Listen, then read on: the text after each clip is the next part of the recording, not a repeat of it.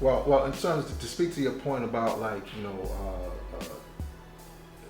documenting it, I think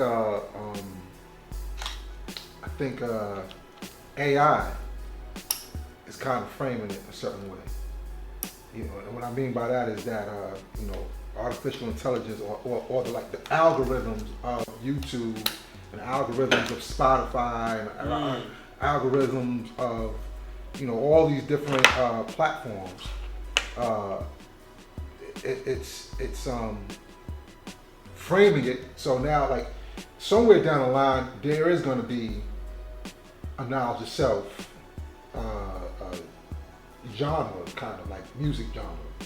You know what I'm saying? I mean, it kind of is the conscious, the more conscious stuff. Yeah. But I see that the algorithms are creating this. Yeah. And I think, just doing analysis to it, because the algorithm is only responding to us.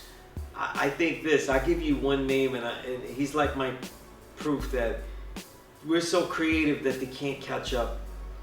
And I think that if we're really sincere with it, it can't be like turned into modified cornstarch or something like that. You know what I mean? It can't be, packaged so well like it once was. Because look at AI's gonna do that. Though. No, I'm saying though, but it'll always be difficult because you can algorithm the hell out of it today, and still you'd have to really search far online to find Estinak in that lump. You know what I'm saying? And I've been the only journalist to ask Estinak about the knowledge of self, because nobody really knows how strong it is. Other magazines like Complex, they've asked because they knew and they did like an article, where's the 5%? But they got it all wrong because they don't really understand how much of impact we really are having. Right. Where even if they're not 5%, they are influenced by us. And I don't say who, because it's like almost disrespectful to say like, yeah, your lyrics come from us. It's not really what I mean. It means that the truth in people's lyrics today is being tested against our knowledge. In other words, does that coincide with the gods? Yes, it's correct. You know what I'm saying? We're a format for them. And people like Estinek, they're so abstract, they're so unpredictable, that besides innovating a lot of techniques and stuff and new ways of rhyming, because really, think about it, right? You could arguably say that no one really rhymes like him in the 90s or the 2000s. So what he's become is something that is very unique. And that's why I write about this stuff, because I find that very difficult. Only jazz has been able to do stuff like that. You know what I mean? Where after they've been around for so long to continue to innovate. And I think we're front and center with that. Well, I think overall, as a whole, we should. I don't know how everybody else thinks, but we should support each other in that respect. Because you're right. We do have to have a unique. Like Estinak, he's definitely exceptional in what he does. And there are a slew of other artists that and then for the likes of Complex or all those other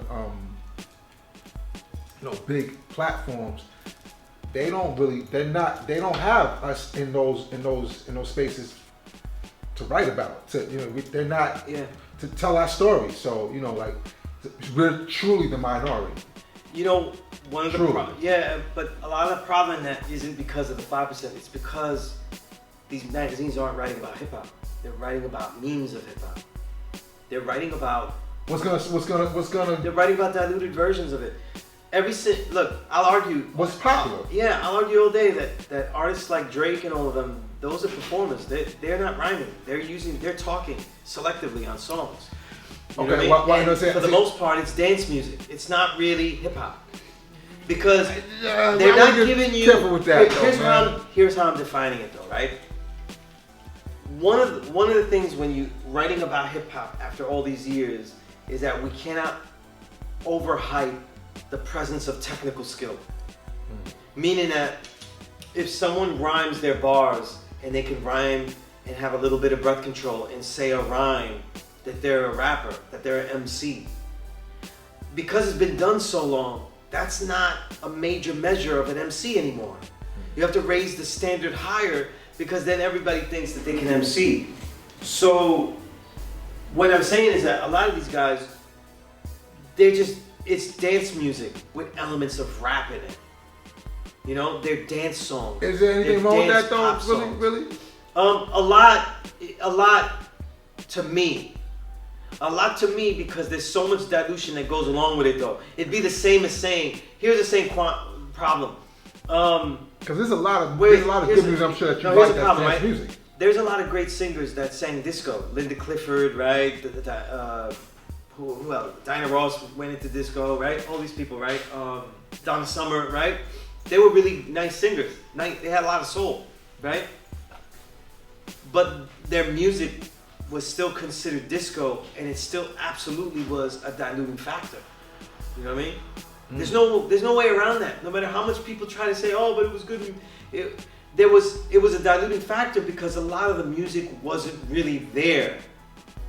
You know what I'm saying? It really wasn't there. You know, and that has to mean something.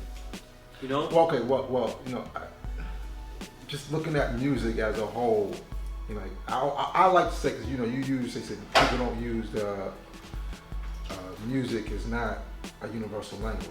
But I always say like to say that music is a universal language and we're having a universal conversation that we're all having with each other, right?